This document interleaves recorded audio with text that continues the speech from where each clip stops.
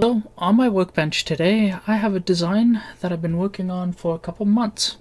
It's gone through a few revisions, and today I finally have a completed working revision that I'm happy with.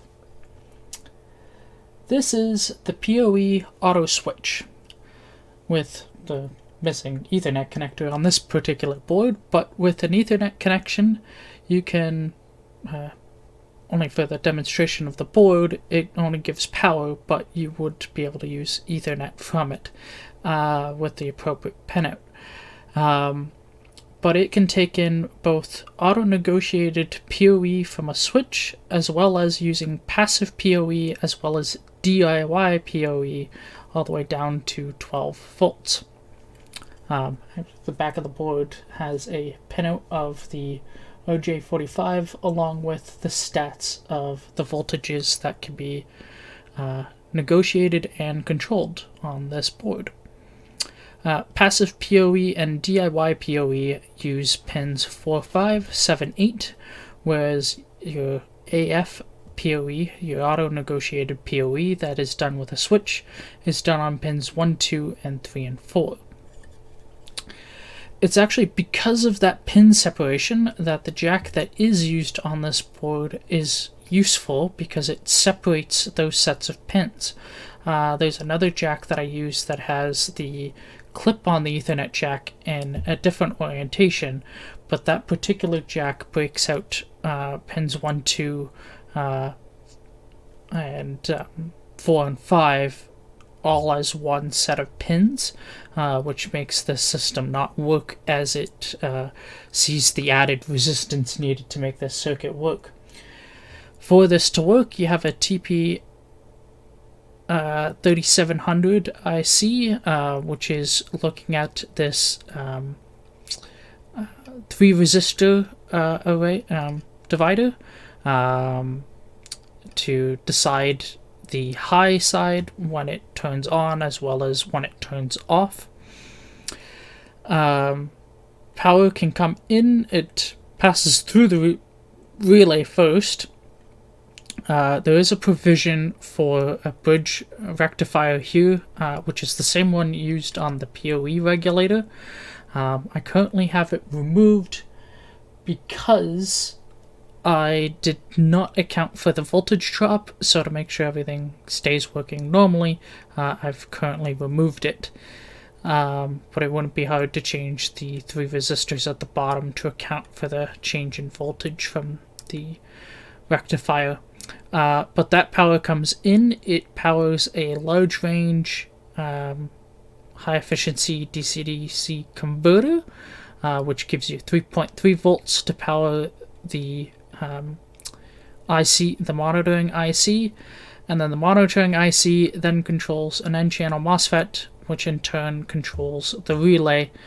And then when the relay is turned on, and only when it's turned on, does power flow directly from the Ethernet jack into the, first a diode, and then it powers the voltage regulator. In this case, it's a 5-volt regulator, and you can tap off power on the screw terminal. If the voltage is too high, as determined by the IC, then the relay stays off or turns back off, and instead the voltage will flow through this regulator and then power up the circuit. Auto-negotiated PoE is just a direct connection to the PoE regulator.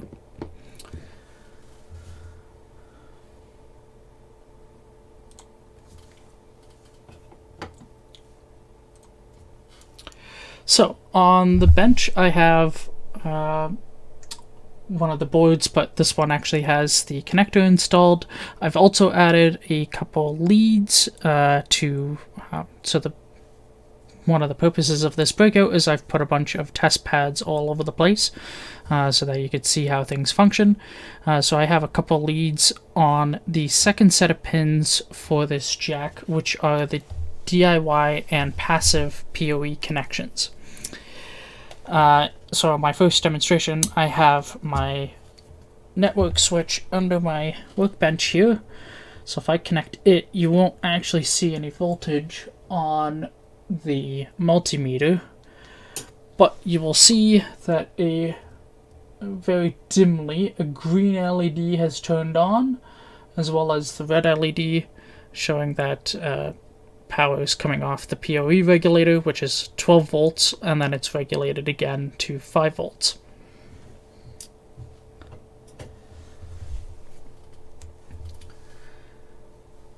Now, with the help of this adapter, I can inject power on a 2.1mm jack.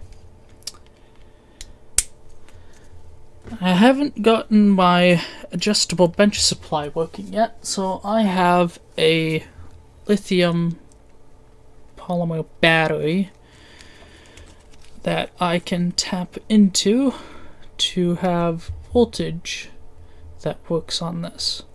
So if the voltage is too low, this system will not actually turn on. And if I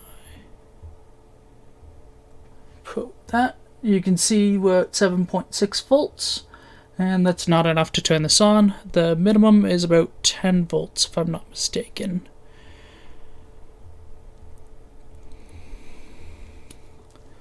So let's find a higher voltage, and we can see we're at 30 volts. The turn off is around 37 volts, and then it will switch over to using passive POE. So in this case, you should be able to see there's a blue LED and a red LED that are powered up in this case. The blue LED indicates that power has been turned on for the relay.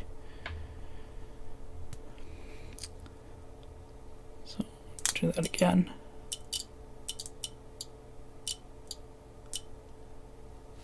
We can see 34 volts, and that's 38 volts. So in this case, the green LED has now turned on, and we're no longer using direct bypass, and it has auto switched to passive POE. Let me just try and move this. Let's see the green LED better.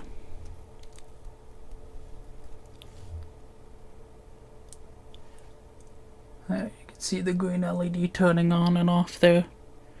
We go to a lower voltage, and we're switching to DIY mode.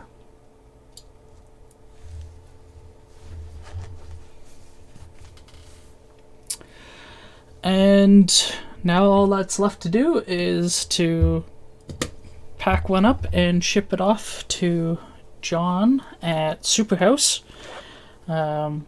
He's been wanting to design an auto-negotiating PoE circuit for quite some time, and I thought it was a fun challenge, and it took me a few tries, but I finally have a system that I think works and it can work reliably. And so I'll be sending this off along with the design files, which I'll probably end up posting on GitHub, so that if somebody's interested in it, it can be replicated.